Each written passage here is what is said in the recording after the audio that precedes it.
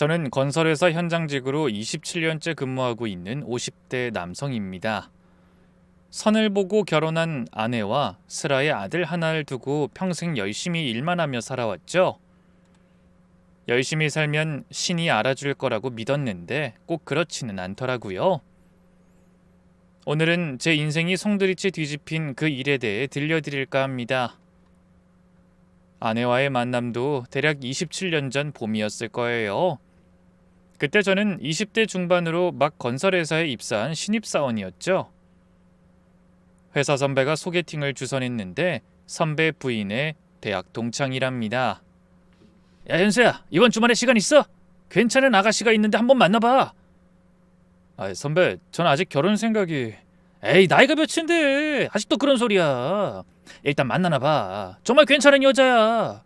영어 교사인데 성실하고 착하고, 야, 무엇보다 예쁘다니까? 선배의 강권에 못 이겨 약속을 잡았죠. 첫 만남 장소는 명동의 한 찻집이었습니다. 약속 시간보다 30분이나 일찍 도착해서 기다리고 있었어요. 긴장해서 커피만 3잔째 마시고 있는데 단정한 차림의 여성이 들어왔죠. 검은색 원피스에 베이지색 가디건을 걸친 모습이 참 단아해 보였어요. 두리번거리다가 저와 눈이 마주치자 살짝 미소를 지으며 다가왔습니다. 혹시 박연수 씨인가요? 네. 김영숙 씨 맞으시죠? 네, 맞아요. 늦어서 죄송해요. 주차하느라. 아니에요. 저도 방금 왔어요. 거짓말이었죠. 이미 커피잔이 3개나 쌓여 있었으니까요. 아내도 눈치챘는지 피식 웃었어요. 많이 기다리셨죠? 죄송해요. 이거 원래 커피를 좋아해서. 어색한 변명에 둘 다 웃음이 터졌어요. 그렇게 긴장이 조금 풀렸죠. 단정한 외모에 차분한 말투, 그리고 지적인 분위기까지 마음에 들었어요. 교사 생활은 어떠세요? 아이들이 순수해서 좋아요. 가끔 말 안 듣는 애들 때문에 힘들긴 하지만요. 저도 조카들 보면 요즘 애들 무서워요. 그래도 잘 타이르면 다들 착해요. 원래 착한 아이들인데 표현을 못할 뿐이죠. 아이들을 대하는 따뜻한 시선이 인상적이었어요. 대화를 나누다 보니 집안 이야기도 자연스럽게 나왔죠. 저희 부모님은 충청도에서 농사 지으세요. 평범한 분들이죠. 제가 3남매 중 장녀라서 동생들 학비도 제가 좀 도와주고 있어요. 책임감이 강하신가 봐요. 저는 외아들이라 부모님 걱정이 많아요. 건설 현장 일한다고 하니까 늘 걱정하시죠. 자연스럽게 서로의 가치관을 공유하게 됐어요. 아내는 가족을 중요시하면서도 자기 일에 대한 자부심이 대단한 사람이었죠. 2시간이 어떻게 지나갔는지 모를 정도로 대화가 잘 통했어요. 헤어질 때가 되자 아쉬운 마음이 들더군요. 그날 집에 돌아와서도 계속 그녀 생각이 났죠. 선배에게 전화해서 고마움을 표했던 기억이 나네요. 그 후로 3개월 동안 매주 만나면서 데이트를 했어요. 영화도 보고 맛집도 다니고 가끔은 한강에서 산책도 했죠. 소소한 데이트였지만 함께 있는 것만으로도 행복했어요. 그러다 자연스럽게 결혼 이야기가 나왔고 양가 부모님께 인사드리고 상견례를 가졌습니다. 우리 영숙이가 남과 함께하는 결혼 생활에 잘 맞을지 모르겠네요. 잘 부탁합니다. 장모님이 걱정스럽게 말씀하시더라고요. 그땐 그게 무슨 의미인지 몰랐죠. 결혼식은 그해 가을에 치렀어요. 양가 친척들과 가까운 친구들만 초대해서 작은 예식장에서 했죠. 신혼집은 방 2칸짜리 전세 아파트였는데 그땐 그것만으로도 충분히 행복했답니다. 결혼 7년 차가 되던 해 저에게 큰 기회가 찾아왔어요. 회사에서 충남에 짓는 대형 공장 건설 프로젝트의 현장 소장을 맡아달라는 거였죠. 그때 저는 과장 승진을 앞두고 있었는데 이 프로젝트를 성공시키면 특진도 가능하다고 했어요. 박 차장, 이번 프로젝트는 회사에 명운이 걸린 일이야. 자네가 맡아줬으면 좋겠네. 감사합니다. 근데 최소 5년은 현장에 상주해야 할 텐데. 알고 있네. 가족과 상의해보고 결정해주게. 하지만 자네 커리어엔 정말 중요한 기회야. 집에 와서 아내와 진지한 대화를 나눴죠. 저녁을 먹고 난 후 아들이 잠든 걸 확인하고 거실에 마주 앉았어요. 여보, 중요한 얘기가 있어. 나 사실 충남 프로젝트 현장 소장 제안을 받았어. 하지만 5년 이상 그곳에 살아야 한다네. 아내는 한참을 생각에 잠겼어요. 아들 준혁이가 이제 막 초등학교에 들어간 시기였거든요. 게다가 충남은 서울 집에서 꽤 멀었고요. 준혁이 학교는 어떡하지? 전학 가기엔 너무 어린데. 그래서 내가 주말마다 올라오는 걸로 하면 어떨까 싶어. 주말 부부를 하자고? 응. 금요일 밤에 올라와서 월요일 새벽에 내려가고 평일은 당신이 준혁이 봐주고. 아내가 또 한참을 고민하더니 이렇게 말했어요. 당신 커리어에 중요한 기회잖아. 우리가 좀 불편하더라도 해보자. 나도 학교 일 있으니까 여기서 준혁이 잘 키우면서 지낼게. 정말? 괜찮겠어? 5년이면 준혁이도 중학생 되겠네. 그때쯤이면 상황 봐서 다시 결정하면 되지. 그렇게 주말 부부 생활이 시작됐죠. 처음엔 정말 힘들었어요. 월요일 새벽 4시에 일어나 내려가는 것도, 금요일 밤늦게 운전해서 올라가는 것도 체력적으로 부담이 컸죠. 아빠, 이번 주는 언제 와? 아빠랑 치킨 먹고 싶어. 전화로 듣는 아들 목소리에 마음이 짠했죠. 특히 아들이 아플 때면 정말 미안했어요. 여보, 준혁이가 감기에 걸렸어. 열이 39도까지 올라가. 병원은 갔어? 응, 약 처방 받아왔어. 근데 계속 아빠 찾아. 내가 지금이라도 올라갈까? 아니야, 일 있잖아. 우리가 해결할게. 대신 주말에 와서 잘 놀아주면 돼. 하지만 힘든 것도 잠시, 어느새 우리만의 생활 패턴이 자리를 잡기 시작했죠. 처음엔 미안한 마음에 금요일 회식은 전부 거절하고 서둘러 올라오곤 했어요. 그럴 때마다 직원들이 서운해하더군요. 하지만 매번 거절하기도 뭐해서 가끔은 참석하게 됐죠. 아내도 이해해줬어요. 여보, 이번 주는 금요일에 회식이 있어서 토요일 아침에 올라갈게. 알았어. 그럼 토요일 점심은 뭐 해놓을까? 아무거나 괜찮아. 된장찌개 어때? 그래, 당신 좋아하는 걸로 준비해 놓을게. 파김치도 새로 담궈놨어. 회식도 일의 연장이니까 참석해야지. 나도 금요일엔 동료들이랑 약속 잡을게. 준혁이는 학원 끝나고 할머니 댁에 맡기고. 나도 4시간 갖는 거 좋아하는 거 알잖아. 너무 걱정하지 마. 그렇게 약속한 날, 집에 도착하면 아내가 항상 문 앞에서 기다리고 있던 게 생각나네요. 왔어? 운전하느라 힘들었지? 괜찮아. 밥은 먹었어? 당신 기다렸지. 같이 먹으려고.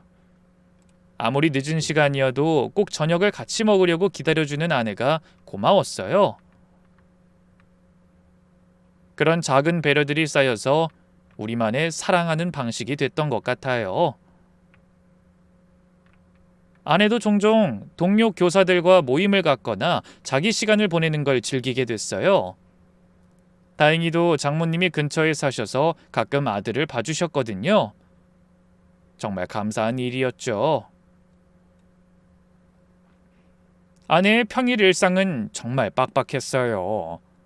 아침에 일어나서 아침 준비하고 이후에 아들 깨워서 밥 먹이고 7시 반에는 같이 집을 나섰죠.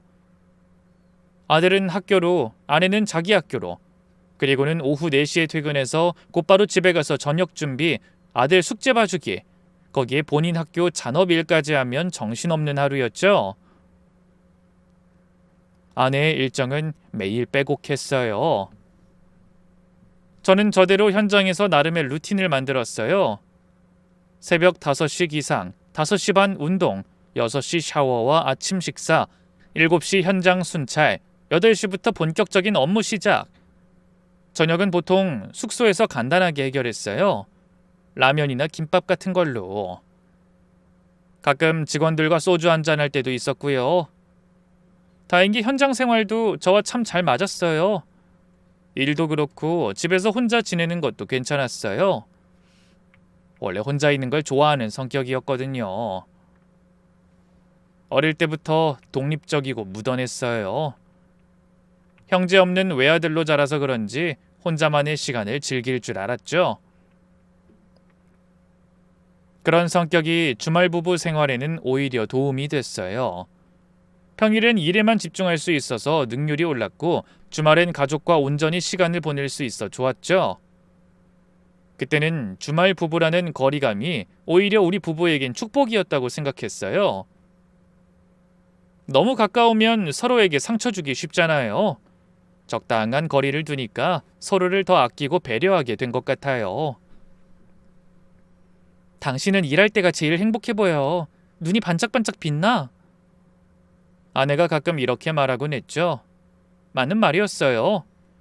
저는 현장에서 도면 보고 공정 관리하고 문제를 해결하는 게 정말 즐거웠거든요. 결국 제가 맡았던 프로젝트는 대성공이었어요. 공기도 3개월 단축하고 예산도 10% 절감해서 회사에서 큰 상을 받았죠. 약속대로 과장으로 특진도 했고요. 그 후로도 계속 다른 현장을 맡게 됐는데 이미 주말 부부 생활에 익숙해진 우리 가족은 별 불만이 없었어요. 시간이 지나면서 각자의 생활 패턴이 자리 잡았죠. 저는 현장에서, 아내는 서울에서, 아들은 아내 곁에서 학교와 학원을 오가며 그렇게 20년이라는 세월이 흘렀습니다. 어느덧 아들 준혁이가 어른이 되고 결혼도 하게 됐어요. 20대 후반에 대기업에 다니는 멋진 청년으로 성장한 아들을 보니 뿌듯하면서도 허전했죠. 아빠, 저 다음 달에 결혼해요. 뭐? 갑자기? 갑자기 아니거든요. 3년 사귄 여자친구 있다고 했잖아요. 아이 그래? 그 김 과장 딸? 네, 이번에 인사드리고 싶은데 시간 돼요? 시간이 정말 빨리 지나간 것 같았어요. 아이가 태어난 것도 엊그제 같은데 벌써 결혼을 한다니. 그 주말 예비 며느리를 처음 만났어요. 단정하고 예의 바른 아가씨였죠. 저녁을 먹으면서 이런저런 이야기를 나눴어요. 둘이 어떻게 만났는지, 미래 계획은 뭔지. 저희는 신혼집을 회사 근처로 잡으려고요. 그래, 출퇴근이 편해야지. 네, 아버님도 지방에서 일하신다고 들었어요. 그 주말 부부 산지 20년 됐네. 정말 대단하세요. 저흰 절대 떨어져 살 수 없을 것 같은데. 젊은 사람들의 다정한 모습이 보기 좋았어요. 우리도 저럴 때가 있었는데. 결혼 준비는 순조롭게 진행됐고 10월에 화창한 날 결혼식을 올렸어요. 신부 입장할 때 아내가 훌쩍거리더라고요. 왜 울어? 그냥 애가 이렇게 컸구나 싶어서 뭉클하네. 우리 아들 정말 잘 컸어. 그렇게 아들이 나가고 나니 서울집이 확 조용해졌어요. 주말에 집에 와도 아들 방은 텅 비어 있고 식탁도 아내와 주 둘이 앉기엔 너무 커 보였죠. 이제 진짜 우리 둘만 남았네. 그러게, 시간 참 빠르다. 준혁이 낳은 게 엊그제 같은데. 이제 우리 둘만 남은 이 시간이 또 다른 시작인 것 같았어요. 은퇴 후 계획도 슬슬 이야기하게 됐고요.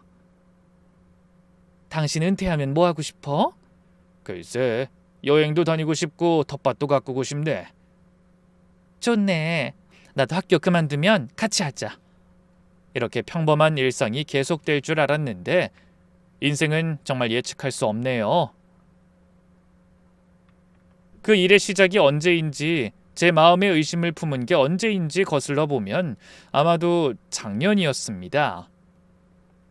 아들과 며느리가 결혼 후에 저희 부부와 사돈댁이 함께 모여서 식사를 한 적이 있거든요. 화기애애한 분위기로 식사하며 이런저런 이야기를 나누던 중이었는데 문득 사돈 어른이 이렇게 물으셨어요. 근데 혹시 지방에 친척분들 계신가요? 아내가 자연스럽게 대답했죠. 네, 친정이 충청도예요. 어머니가 아직 그곳에 계시고요. 그래서 가끔 내려가시나 봐요. 지난번에 대전에서 뵀던 것 같은데. 대전이요? 언제쯤이었는데요? 아내한테 들은 적 없는 일 같아 제가 물었습니다. 두어 달 전에 대전역에서 뵌 것 같거든요. 가시는 걸음이 바빠 보여 인사를 못 드렸지만요. 그때 어머니 생신이어서 다녀왔어요. 아내가 웃으며 대답했어요. 자연스러운 미소였지만 왠지 모르게 어색해 보였달까요? 요즘 같은 세상에 또 우리 연배에 멀리 계신 부모님 자주 찾아뵙는 분이 드문데 대단하시네요. 과찬이세요. 자주는 못 가고 특별한 날에만 가요. 그렇게 대화는 자연스럽게 다른 주제로 넘어갔어요. 하지만 그때 사돈 어른의 표정이 묘했던 게 기억나네요. 뭔가 더 하고 싶은 말이 있는 것 같았는데 분위기상 그만둔 것 같았죠. 상견례가 끝나고 집에 돌아오는 길 아내에게 물었어요. 장모님 생신이 2달 전이었어? 응, 왜? 아니 그냥 내가 깜빡했나 싶어서. 당신이야 날짜 같은 거 잘 못 외우잖아. 그때까지만 해도 별거 아닌 일로 넘겼어요. 하지만 돌이켜보니 그때부터 뭔가 조금씩 이상한 조짐이 있었던 것 같기도 해요. 그 후에 제가 본사 회의가 있어서 서울에 올라간 날이었어요. 오전에 시작한 회의가 오후 3시쯤 일찍 끝났죠. 아이 박 소장 오늘 일찍 끝났네. 뭐 특별한 일정 없으면 오랜만에 차나 한잔하지. 시간 되나? 네 좋습니다. 회의에 참석했던 정상무님과 근처 카페로 갔어요. 27년 전 제 아내를 소개해줬던 바로 그 선배였죠. 현수야 정말 오랜만이다. 한 2년 만인가? 네 선배님. 작년 송년회 때 뵙고 처음인 것 같아요. 글쎄 더 늙었네. 현장 생활이 힘든가 봐. 에이 선배님도 마찬가지시잖아요. 커피를 마시며 회사 이야기를 하다가 옛날 이야기가 나왔습니다. 아이 그때 자네한테 영숙이 소개해준 게 엊그제 같은데 벌써 27년이 지났네.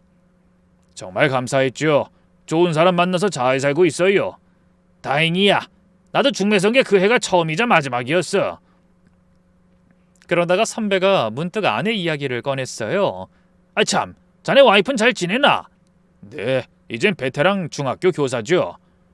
그런데 선배가 잠시 머뭇거리더니 이상한 표정을 지었어요. 뭔가 말하려다가 망설이는 것 같았죠. 왜 그러세요? 아니 우리 와이프한테 들었을 때는 학교가 아니라 학원이라고 들었거든. 학원이요? 순간 심장이 쿵 내려앉는 느낌이었지만 태연한 척 물었어요. 에이 중학교 맞아요. 헷갈리신 거 아니에요? 무슨 학원인데요? 듣기론 영어 학원이라던데. 이름이 그레이스 영어 학원이었나? 지방 어디라고 했는데 정확히는 모르겠어. 중학교 그만두고 학원 하는 거 아니야? 현수 너한테 말하기 좀 힘든 사정이 있을 수도 있잖아. 그럴 리 없다고 생각한 저는 애써 웃으며 넘겼어요. 그럴 리 없어요. 그리고 뭐 우리 집사람이 분신술도 아니고 학교 다니면서 학원을 운영할 리도 없고요. 그런가? 우리 와이프가 잘못한 거면 다행이고. 집에 가서 입단속하라 일러야겠어. 그렇게 웃어 넘겼지만 마음 한구석이 불편했어요. 선배도 더는 그 이야기를 꺼내지 않았죠. 집에 가는 길 머릿속이 복잡했어요. 그레이스 영어 학원이라 혹시나 싶어 스마트폰으로 검색해봤죠. 전국에 여러 개가 있었는데 그중에 천안에도 하나 있더군요. 천안이라 대전 근처네. 갑자기 사돈이 대전에서 아내를 봤다는 말이 떠올랐어요. 하지만 곧 고개를 저었죠. 아니야, 우연히 일치일 거야. 내가 왜 이러지? 그러던 중 의심의 쐐기를 박은 일이 있었어요. 현장에서 야근을 마치고 직원들과 간단히 술 한잔을 한 날이었죠. 소장님, 요즘 좀 수척해 보이시는데 괜찮으세요? 공무차장이 걱정스럽게 물었어요. 괜찮아, 그냥 좀 피곤한 것뿐이야. 그러고 보니 이번 주도 서울 올라가시죠? 당연하지.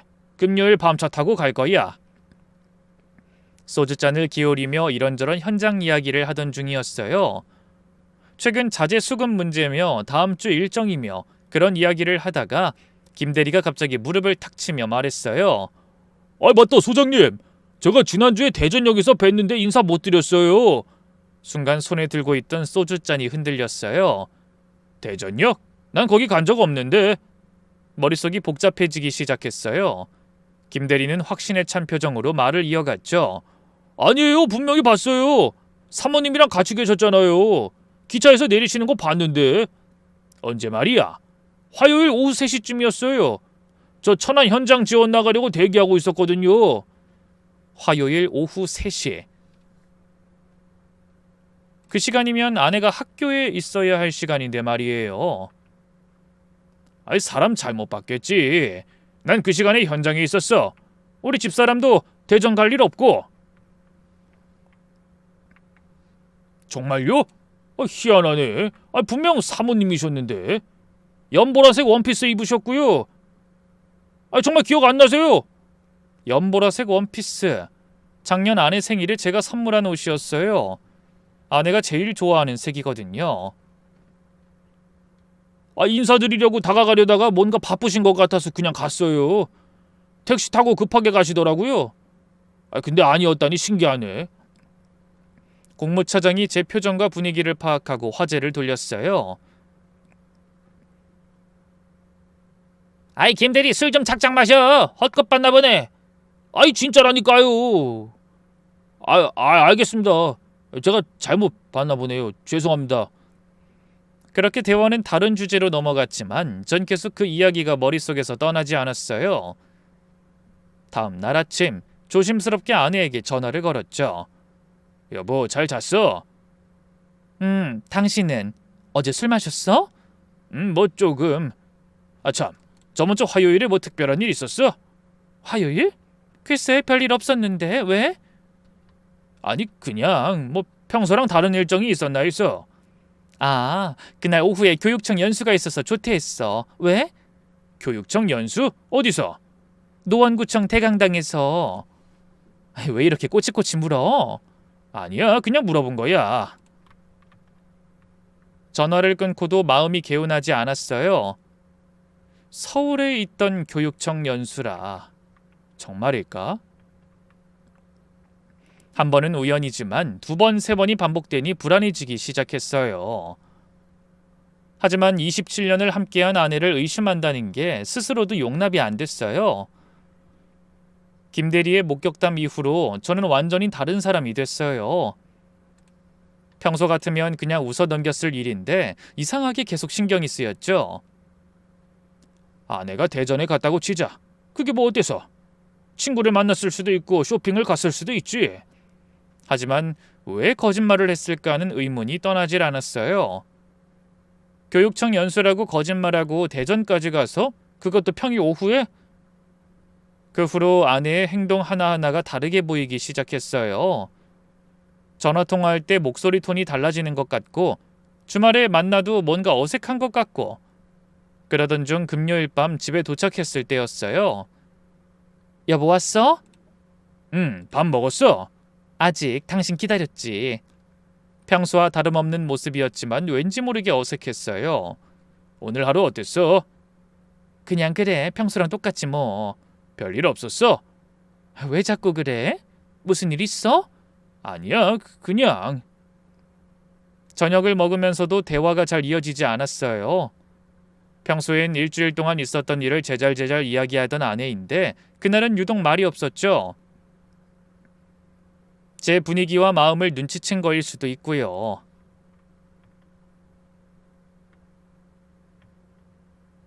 여보, 무슨 생각해? 아니야, 그냥 일 생각. 요즘 너무 피곤해 보여. 프로젝트가 힘든가? 조금. 곧 끝날 거야. 밤에 잠자리에 누웠는데도 잠이 오지 않았어요. 옆에서 자는 아내를 보니 마음이 복잡했죠. 27년을 함께 산 사람인데 내가 너무 예민한 건가? 월요일 새벽 현장으로 내려가는 길도 힘들었어요. 평소엔 2시간이 금방 가는데 그날은 유독 길게 느껴졌죠. 현장에서의 집중력도 현저히 떨어졌어요. 도면을 봐도 머리에 들어오지 않고 회의 시간에도 멍하니 있을 때가 많았죠. 직원들도 제 상태가 이상하다는 걸 눈치챘어요. 평소와 달리 제가 같은 걸 몇 번씩 되묻고 있으니까요. 소장님, 오늘 컨디션 안 좋으신가 봐요. 그런가? 좀 피곤하네. 일찍 들어가서 쉬세요. 저희가 마무리할게요. 밤엔 더 심했어요. 새벽 2, 3시까지 잠이 오지 않았죠. 그러다 겨우 잠들면 이상한 꿈을 꿨어요. 아내가 낯선 남자와 웃고 있는 꿈, 내가 모르는 곳에서 다른 삶을 살고 있는 꿈. 또 악몽이네. 그러다 보니 체중도 한 달 새 5kg이나 빠졌어요. 얼굴색도 누렇게 뜨고 눈 밑엔 다크서클이 짙게 깔렸죠. 그러다 어느 날부터인가 갑자기 속이 쓰리기 시작했어요. 위가 뒤틀리는 것 같은 통증에 식은땀이 나더라고요. 아이 소장님 괜찮으세요? 갑자기 속이... 병원 가보셔야겠어요. 제가 모셔다 드릴게요. 현장 근처 병원에서 진찰을 받았어요. 스트레스성 위염 같은데요. 최근에 스트레스 받을 일이 있으셨나요? 좀 있었습니다. 약 처방해드릴게요. 다음에 내시경으로 정밀 진단 받아보시는 게 좋겠어요. 근본적으로는 스트레스를 줄이셔야 해요. 약을 먹어도 별로 나아지지 않았어요. 오히려 속은 계속 쓰리고 소화도 안 됐죠. 아이 소장님, 이번 주는 집에 가서 푹 쉬시는 게 어때요? 괜찮아. 할 일 많아서. 아니에요. 이러다 쓰러지시겠어요. 제가 현장은 잘 봐드릴게요. 결국 목요일에 더 이상 버티기 힘들어 병가를 냈어요. 금요일에 서울 집에 가는 김에 서울에서 건강검진 받는 게 좋겠다 싶어 예약을 했죠. 건강검진을 예약하고 나니 희한하게 마음이 좀 편해졌어요. 그래, 일단 몸부터 추스르자. 건강해지면 이런 쓸데없는 의심도 사라지겠지. 그렇게 서울 집에 와서 아내를 봤을 때 정말 오랜만에 마음이 편안해졌어요. 여보 왔어? 일찍 왔네? 응, 좀 피곤해서 일찍 올라왔어. 얼굴이 많이 상했네. 뭐 먹고 싶은 거 있어? 오랜만에 보는 아내의 다정한 모습에 그동안의 의심이 부끄러워졌어요. 내가 정말 미쳤었나 봐. 이런 좋은 아내를 의심하다니. 그리고는 건강검진을 예약했다는 걸 이야기했죠. 나 화요일에 건강검진 받기로 했어. 여기 근처 병원에서 받을 거야. 아 그래? 난 교사 워크숍 있어서 내려가 봐야 할 것 같은데. 당신 혼자서도 잘 받을 수 있지? 알았어. 걱정 마. 하지만 운명은 제게 전혀 다른 진실을 준비하고 있었죠. 화요일 아침 혼자 병원으로 건강검진을 받으러 갔어요. 병원에 도착했는데 평일 오전이라 그런지 주로 나이 든 어르신들이 많았죠. 박연수님 접수 확인됐습니다. 검진복으로 갈아입으시고 2층 검진센터로 올라가세요. 네, 감사합니다. 검진복으로 갈아입고 대기실에 앉았어요. 혈압 측정, 체열, 심전도, 기본 검사를 차례로 받았죠. 대기 시간이 좀 길어서 화장실을 다녀오기로 했어요.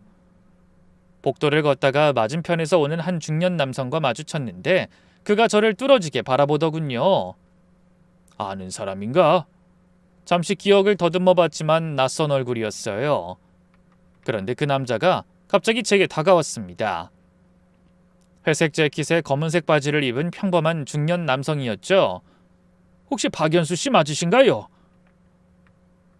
조심스럽게 물어보는 목소리였어요. 낯선 사람이 내 이름을 아는 게 이상했지만 일단 대답했죠. 네, 맞는데요. 맞다고 하자 그가 깊은 한숨을 내쉬며 말했어요. 드디어 찾았네요. 순간 등골이 서늘해졌습니다. 이 사람이 날 왜 찾았다는 거지? 무슨 일이 있나? 혹시 회사 관련인가?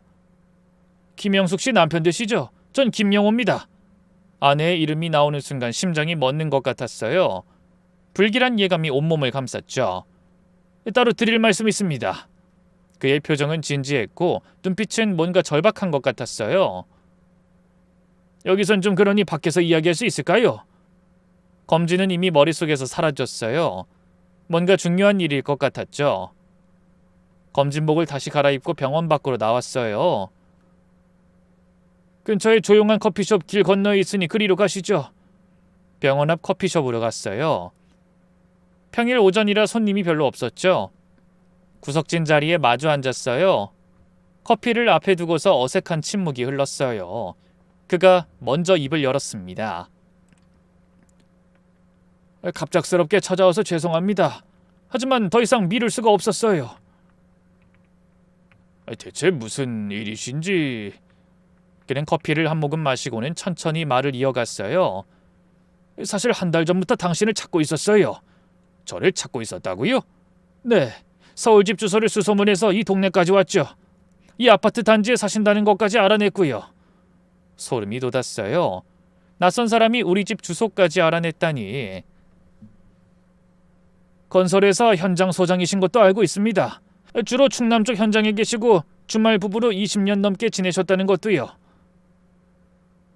처음 보는 사람이 나에 대해 너무 많이 알고 있다는 게 소름 끼쳤습니다. 떨리는 목소리로 물었죠. 왜 절 찾으셨죠? 그가 진지한 표정으로 대답했습니다. 당신도 알아야 할 권리가 있으니까요. 무슨 말씀이신지. 20년 동안 우리 둘 다 속아왔어요. 그리고 믿기 힘든 이야기를 시작했습니다. 김영호 씨는 커피잔을 내려놓으며 천천히 말을 시작했어요. 손이 미세하게 떨리는 게 보였죠. 27년 전 저는 영숙 씨를 선에서 만났습니다. 순간 머릿속이 하얘졌어요. 뭐라고? 27년 전이면 제가 아내를 만났던 바로 그 해인데. 같은 중매장이가 한 달 간격으로 우리 둘을 소개했더군요. 제가 커피를 마시다가 사례가 들릴 뻔했어요. 뭐라고요? 김영호 씨가 휴지를 건네주며 씁쓸하게 웃었어요. 저도 처음 알았을 때 똑같은 반응이었어요. 믿기지 않죠? 저를 먼저 만나고 마음에 들지 않았는지 거절했어요. 그리고 한 달 후에 당신을 만난 거죠. 그럴 리가. 아내는 선을 본 게 딱 한 번이었던 것 같은데. 아니, 정확히는 제가 물어본 적이 없었어요. 당연히 첫 선짜리였을 거라고 생각했으니까. 전부 제 생각이었죠. 저도 그땐 그냥 깔끔하게 포기했어요. 차인 거니까요. 좀 자존심 상했지만 뭐 인연이 아니구나 했죠. 그런데 그가 잠시 말을 멈추고 창밖을 바라봤어요. 무언가 아픈 기억을 떠올리는 듯한 표정이었죠. 그로부터 7년 후에 천안에서 다시 만났습니다. 천안이요? 아, 그래, 천안. 계속 나오던 그 지명이 여기서 시작된 거구나. 네, 저는 천안에서 혼자 지내며 작은 무역회사를 운영하고 있었어요. 미팅 끝나고 근처 카페에 들렀는데 영숙 씨가 있더군요. 듣자 하니 친정이 이 근처고 일이 있어서 잠깐 왔다고 하더군요. 그때의 상황을 참 자세히도 기억하고 있더라고요. 뭐 저도 아내와의 첫 만남은 아직도 생생하니까 이해는 갔지만 처음엔 못 본 척 하려고 했어요. 괜히 어색하잖아요. 그런데 영숙 씨가 먼저 알아보고 인사를 하더군요. 자연스럽게 커피를 마시며 대화를 나눴는데 얘기가 잘 통했어요. 마치 다시 만난 연인처럼요. 그러자 영숙 씨가 갑자기 눈물을 보이더군요. 눈물을요? 네. 그러면서 하는 말이 실은 남편과 별거 중이라고 하더군요. 제가 커피잔을 탁 내려놨어요. 별거라고요? 7년 전이면 저랑 결혼 생활 중이었는데. 그러니까요. 영숙 씨 말로는 남편이 지방 근무가 많아서 자연스럽게 멀어졌다고 하더라고요. 이젠 각자의 삶을 사는 거나 마찬가지라고 하더군요. 김영호 씨는 담담하게 이야기를 이어갔지만 가끔 목소리가 떨렸어요. 20년의 배신을 갓 알게 된 사람의 상처가 느껴졌죠. 처음엔 정말 친구로만 만났어요. 영숙 씨가 너무 외로워 보여서 가끔 차나 마시고 밥도 먹고. 그러다 감정이 생긴 거군요. 네, 부끄럽지만 그렇게 됐어요. 영숙 씨가 먼저 고백했어요. 이혼하고 싶다고, 저와 새 출발하고 싶다고. 저는 머릿속으로 계산해봤어요. 그때가 정확히 제가 충남 프로젝트로 주말 부부를 시작한 시기와 맞아떨어졌죠. 천안에서 결혼하신 거군요. 네, 그랬어요.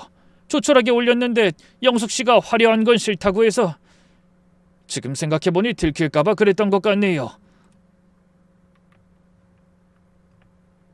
김영호 씨는 지갑에서 낡은 사진 한 장을 꺼냈어요.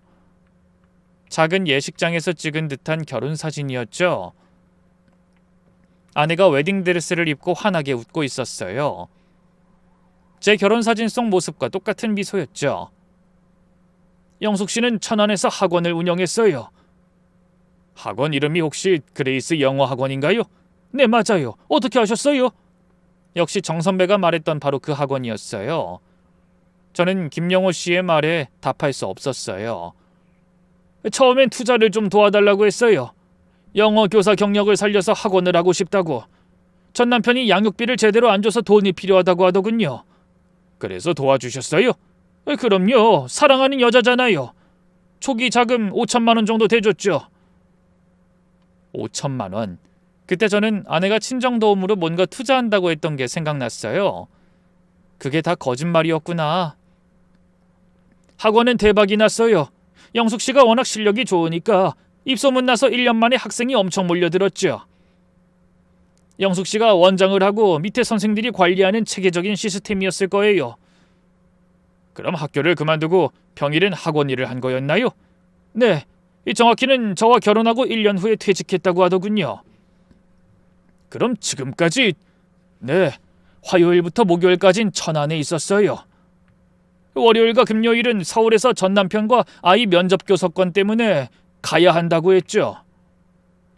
서울에선 교사인 척 당신 와이프로 살고 천안에선 학원 원장으로 제 와이프로 살면서 두 가지 삶을 완벽하게 연기한 거죠. 제가 말을 잇지 못하자 김영호 씨가 쓴웃음을 지었어요. 믿기 힘드시죠? 저도 그래요. 어떻게 그렇게 완벽하게 속일 수 있는지. 완벽한 알리바이였어요. 저는 그 시간에 아내가 학교에 있다고 철석같이 믿고 있었는데 20년 동안 한 번도 의심 안 하셨어요? 제가 그렇게 묻자 김영호 씨가 자조적으로 크게 웃었어요. 했죠. 가끔은요. 왜 아이를 데려오지 않을까? 왜 전 남편 이야기를 자세히 안 할까? 근데 그럴 때마다 영숙 씨가 눈물을 보이면서 아픈 과거는 잊고 싶다고 하니까. 그럼 저희 아들은 어떻게? 그것도 알아봤는데 다 계산된 거더라고요. 영숙 씨 말로는 아들이 아빠를 너무 좋아해서 자기가 양육권을 포기했다고 하더라고요. 대신 양육비를 주기로 했다고요. 그래서 김 선생님이 대신 제가 아내에게 매달 100만 원씩 보냈어요. 20년 동안. 아내는 저한테도 충분히 생활비를 받으면서 김영호 씨한테도 양육비를 받아온 겁니다. 그러면 우리 아들은 어떻게 키운 거죠? 화요일부터 목요일까지 천안에 있었다면서요. 제 질문에 김영호 씨가 한숨을 쉬었어요. 그것도 나중에 한 건데 영숙 씨 어머니가 도와주셨대요. 장모님이요? 그러고 보니 장모님이 서울집에 자주 오셨죠. 아들 준혁이 어릴 때는 거의 매일 오셨던 것 같은데 설마 그때부터 다 알고 계셨던 건가?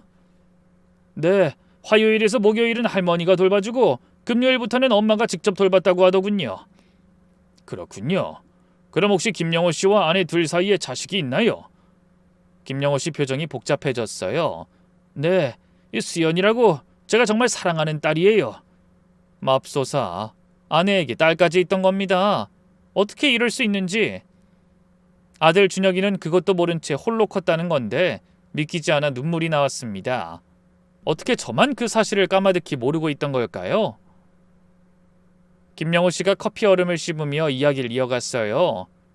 한 달 전에 제가 이 모든 걸 알게 된 계기가 있어요. 중매쟁이를 만나셨다고요? 네, 어느 호텔 로비에서 우연히요. 그분이 아마 박현수 씨 회사 선배 와이프일 거예요. 김영호 씨는 한 달 전에 그날을 생생히 기억한다고 했어요. 거래처 미팅 때문에 로비에서 기다리고 있었어요. 근데 누가 제 이름을 부르더라고요. 영호 씨? 김영호 씨 맞죠? 네? 안녕하세요. 어머, 정말 오랜만이네요. 내가 맞지? 27년 전에 선봐준 최 여사야. 영호 씨 이모 친구. 중매쟁이 박 여사는 나이가 많이 드셨지만 여전히 정정해 보였대요. 그래, 그때 그 아가씨하고는 안 됐지만 다른 좋은 사람 만났겠지? 김영호 씨가 웃으며 대답했대요. 아, 네, 실은 그 아가씨랑 결혼했어요. 뭐? 영숙이랑? 그때 안 됐다고 했잖아. 박 여사가 깜짝 놀라서 목소리가 커졌대요. 주변 사람들이 쳐다볼 정도로.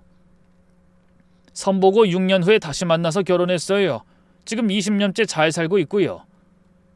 그러자 박 여사의 표정이 완전히 굳어졌다고 해요.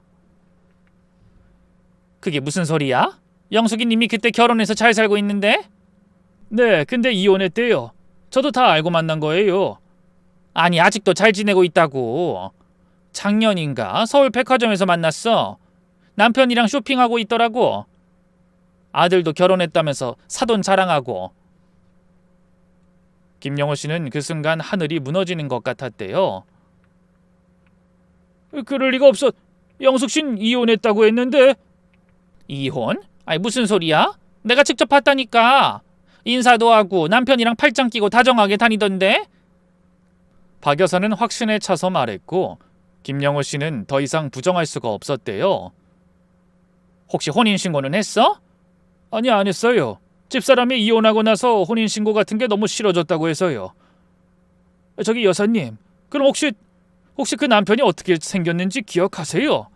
아이, 그럼 키 크고 듬직하게 생긴 양반이야. 건설에서 다닌다고 했지. 이름은 박현수일 거야. 바로 저였죠. 그래서 바로 사설 탐정 고용했어요. 그럼 안 되는 걸 알지만 정신이 너무 피폐해지고 삶이 구렁텅이에 빠지니까 어떻게 해서든 진실을 알아야겠더라고요. 일주일간의 미행 결과는 충격 그 자체였대요. 아내가 정말로 서울에 또 다른 가정이 있었고 20년 동안 두 집 살림을 해왔다는 걸 확인한 거죠. 탐정이 찍어온 사진 보고 며칠 동안 먹지도 자지도 못했어요. 그래서 절 찾으신 거군요. 네, 혼자만 이대로 고통받을 순 없잖아요. 어떻게든 이 일을 정리해야 하니까요. 당신도 알 권리가 있고, 그리고 김영호 씨가 잠시 말을 멈췄어요. 그리고 영숙 씨에게 직접 따지면 또 거짓말로 빠져나갈 것 같았어요. 20년을 속인 사람인데 혼자선 진실을 들을 수 없을 것 같았죠. 그래서 삼자 대면을 택한 거구나. 더 이상 변명할 수 없도록. 지금 바로 가시겠습니까? 아내는 집에 있을 거예요. 천안에 있는 우리 집에. 김영호 씨의 물음에 잠시 망설였어요. 정말로 가야 하나? 27년의 결혼 생활이 전부 거짓이었다는 걸 눈으로 확인하러? 근데 이상하게도 이 마음이 담담했어요. 아니, 오히려 시원한 기분마저 들었달까요? 그동안 품었던 의심이 맞았다는 안도감 같은 거. 네, 갑시다. 더 미룰 이유가 없죠. 병원 접수처에 가서 검진 취소하고 나왔어요. 직원이 의아해했지만 급한 일이 생겼다고 둘러댔죠. 제 차로 가시죠. 제가 운전할게요. 김영호 씨 차를 타고 어색한 동행을 시작했습니다. 깔끔하게 관리된 차 안에서 그 사람의 성격이 느껴졌죠. 아내가 이런 성실한 사람도 속였구나 싶어서 씁쓸했어요. 고속도로에 올라서자 김영호 씨가 먼저 말을 꺼냈어요. 이런 말 그쪽한테 하는 게 어떨지 모르겠지만 저는 20년 동안 정말 행복했어요. 아침에 일어나면 영숙 씨가 차려준 밥 먹고 저녁엔 같이 TV 보고 소소한 일상이었지만 그게 전부였죠. 저도 그랬어요. 비록 주말뿐이었지만. 어떻게 두 남자를 동시에, 그것도 20년씩이나. 글쎄요. 사랑이 뭔지 모르겠네요, 이젠. 신기하게도 우리 둘 다 분노보다는 허탈감이 더 컸어요. 배신감도 있었지만 그보다는 어떻게 이런 일이 가능했을까 하는 의문이 더 컸달까요? 근데 박 선생님은 어떻게 사셨어요? 주말 부부하면서. 뭐 익숙해지니까 괜찮더라고요. 원래 혼자 있는 걸 좋아하는 성격이라. 그래도 외롭지 않으셨어요? 가끔은요. 근데 그것도 익숙해지더라고요. 1시간쯤 달렸을까요? 천안 표지판이 보이기 시작했어요. 거의 다 왔어요. 마음의 준비는 됐어요. 이미 오래전부터 각오하고 온 거니까. 근데 막상 도착이 가까워지니까 손에 땀이 나더라고요. 27년을 함께한 아내의 또 다른 얼굴을 보게 된다는 게. 천안 시내로 들어갔어요. 평범한 도시 풍경이 지나갔죠. 여기서 아내가 20년을 살았구나. 저기 보이는 학원이 그레이스예요. 4층 건물 전체를 쓰는 꽤 큰 학원이었어요. 간판도 크고 화려했죠. 엄청 큰 학원이네요. 네, 천안에선 꽤 유명해요. 영숙 씨가, 아니, 그 사람이 욕심이 많거든요. 욕심. 맞는 말이에요. 남자 둘을 가지려는 욕심도 있었으니까요. 주택가로 접어들고 김영호 씨가 가리킨 집은 크림색 벽돌로 지어진 깔끔한 단독주택이었어요. 마당에는 잔디가 깔려 있고 화단엔 꽃들이 만발해 있었죠. 제가 사는 서울 아파트보다 훨씬 운치 있어 보였어요. 20년 동안 여기서 함께 살았죠. 아니, 살았다고 믿었죠. 대문 앞에 차를 세우고 내렸어요. 다리가 후들거렸지만 티내고 싶지 않아서 꾸역꾸역 걸었죠. 초인종 누를까요? 아니요, 열쇠 있어요. 현관문을 열고 들어가자 집안이 한눈에 들어왔어요. 거실 안쪽에선 TV 소리가 들렸고 맛있는 된장찌개 냄새가 났죠. 평범한 가정의 오후 풍경이었어요. 여보, 나야! 김영호 씨가 일부러 큰 소리로 말했어요. 거실에서 슬리퍼 끄는 소리가 났어요. 벌써 왔어? 오늘 일찍 끝났나 보네. 아내의 목소리가 말을 하다가 멈췄어요. 소파에서 TV를 보던 아내가 거실로 들어서는 우리 모습을 보고 얼어붙었거든요. 편한 홈웨어의 맨발, 화장기 없는 민낯. 제가 주말마다 보던 그 모습이었지만 동시에 처음 보는 낯선 모습이기도 했죠. 영호 씨, 여긴 어떻게... 아내의 얼굴이 새하얗게 질렸어요. 손에 들고 있던 리모컨이 바닥으로 떨어졌는데도 줍지 못하고 그냥 서 있었죠. 앉아요, 영숙 씨. 김영호 씨 목소린 차분했지만 그 안에 담긴 분노가 느껴졌어요. 아니, 이게 무슨... 아내는 비틀거리며 소파에 주저앉았어요. 다리에 힘이 풀린 것 같았죠. 저도 아내 맞은편에 앉았어요. 27년 만에 처음으로, 정말 처음으로 아내가 낯설게 느껴졌어요. 20년이에요, 영숙 씨. 20년. 김영호 씨가 말했어요. 목소리가 떨렸죠.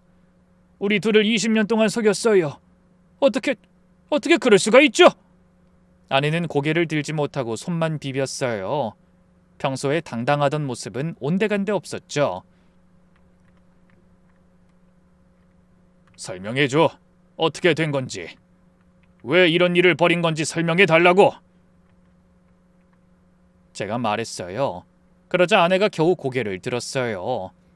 눈가에 눈물이 맺혀 있었지만 이상하게도 동정심이 들지 않더라고요.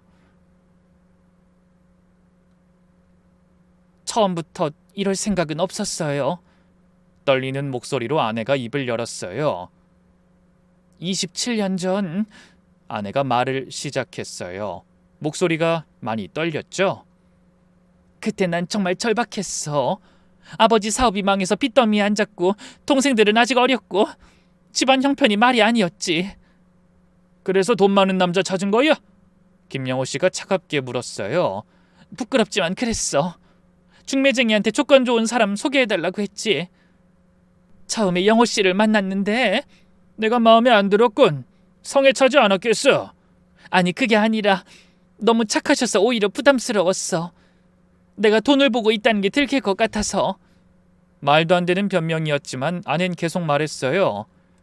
그리고 한 달 후에 현수 씨를 만났어. 건설회사 다닌다고 해서 안정적일 것 같았고 무뚝뚝해 보여서 오히려 편했어요. 그래서 나를 선택한 거야? 응, 미안해. 처음엔 그랬는데 하지만 살다 보니 정이 들었어. 정말이야. 아내가 눈물을 흘렸지만 우리 둘 다 움직이지 않았어요. 7년 후 주말 부부가 됐을 때 정말 외로웠어. 혼자서 일하고 아이 키우고 엄청 힘들었다고. 그래서 바람 피운 거야? 바람이 아니야. 친정 들렸다가 천안으로 연수 갔는데 영호 씨를 우연히 다시 만난 거야. 그때 영호 씨가 많이 달라져 있었어. 사업도 잘 되고 자신감도 넘치고. 김영호 씨가 헛웃음을 터뜨렸어요. 그래서 이번엔 내가 마음에 드는 거야? 미안해. 정말 미안해. 하지만 어쩔 수가 없었어. 두 분 다 너무 좋은 사람이었고 난 욕심이 많았어. 20년을 속이고도 양심의 가책은 없었어? 제가 목소리를 높였어요. 매일매일이 지옥이었어. 거짓말하고 시간표 맞추고 항상 들킬까봐 불안하고. 하지만 이미 시작한 일을 멈출 수가 없었어. 왜? 왜 멈출 수 없었어? 두 사람이 다 떠날까봐 무서웠어요. 혼자 남겨질까봐. 아내는 흐느끼며 고백했어요. 천안에서는 성공한 학원 원장으로, 서울에서는 헌신적인 아내로. 두 가지 삶이 다 내 삶이었어. 포기할 수가 없었다고.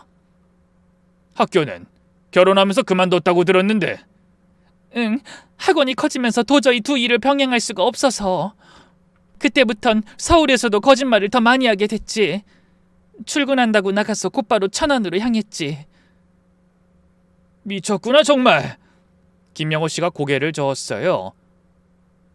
돈은 어떻게 관리한 거야? 통장은? 각자 따로 있어. 서울 통장, 천안 통장. 학원 수익은 따로 관리하고. 얼마나 모았어? 한 10억 정도. 우리 둘 다 할 말을 잃었어요. 노후 대비용이었어. 언젠가는 들킬 날이 올 거라고 생각했으니까 그날을 위해 준비한 거야. 그뿐이라고. 계획적이었구나. 처음부터 끝까지. 수연이는 어떻게 된 거야? 우리 딸은 맞아? 김영호 씨가 물었어요. 영호 씨 딸 맞아. 내가 비록 큰 죄를 저질렀지만 수연인 정말 사랑해. 두 아이 모두 내 전부야. 준혁이 알아? 네가 이런 사람인 거. 제 물음에 아내가 고개를 저었어요. 몰라 아무것도. 적어도 난 그 애한테 좋은 엄마였어. 정말이야. 좋은 엄마? 거짓말쟁이가? 적어도 아이들한테만은 진심이었다고. 아내가 처음으로 목소리를 높였어요. 믿든 안 믿든 전 두 아이를 정말 사랑해. 그리고 두 사람한테도 그랬어. 우리를 사랑했다고? 진심으로? 김영호 씨가 코웃음을 쳤어요. 그래요, 비웃어도 돼. 하지만 난 정말로 두 분과의 시간이 모두 소중했어. 그게 가능한 일이야? 모르겠어. 나도 내가 이해가 안 되지만 매 순간은 진심이었어. 믿어줘. 거실벽에 걸린 가족 사진들이 눈에 들어왔어요. 김영호 씨 가족 사진, 수연이의 성장 앨범, 또 다른 행복한 가정의 흔적들. 이제 어떡할 거야? 제 질문에 아내가 우리를 번갈아 봤어요. 내가 결정할 일이 아니지. 두 사람이 결정해. 뻔뻔하게도. 김영호 씨가 자리에서 일어났어요. 전 이만 가겠습니다. 더 이상 할 말도 들을 말도 없어요. 영호 씨 잠깐만. 아내가 그의 옷자락을 잡았지만 김영호 씨가 아내의 손을 뿌리쳤어요. 전화할게. 서류 정리할 게 많을 테니까. 영호 씨. 아, 그리고 수연이한텐 내가 직접 얘기할게. 이런 엄마를 둔 것도 그의 운명이니까. 그가 현관으로 향했어요. 아내가 맨발로 쫓아갔죠. 그렇게 김영호 씨는 돌아보지도 않고 나가버렸어요. 문 닫히는 소리가 유난히 크게 들렸죠. 아내가 거실로 돌아와 제 앞에 무릎을 꿇었어요. 현수 씨 정말 미안해. 일어나. 제발. 27년 전이잖아. 그 세월이 다 거짓은 아니었어.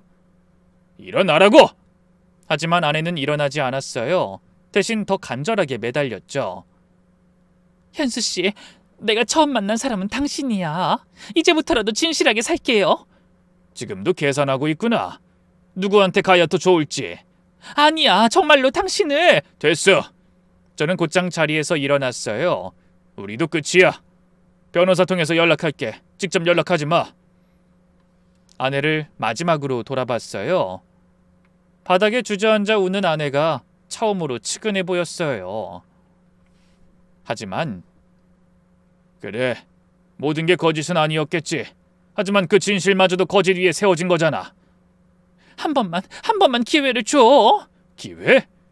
20년 동안 매일이 기회였어. 진실을 말할 기회. 근데 넌 단 한 번도 그 기회를 쓰지 않았잖아. 집을 나서려는데 아내가 마지막으로 물었어요. 준혁이한테 뭐라고 할 거야? 잠시 망설였어요. 그래도 준혁이한테만큼은 좋은 엄마였을지도 모르니까. 걱정 마. 네가 어떤 사람인진 말하지 않을게. 그 정도 자빈 베풀어 줄 수 있어. 고마워요. 대신 당신도 준혁이한테 연락하지 마. 최소한 그 애가 결혼 생활에 안착할 때까진. 고개를 끄덕이는 아내를 뒤로하고 집을 나섰어요.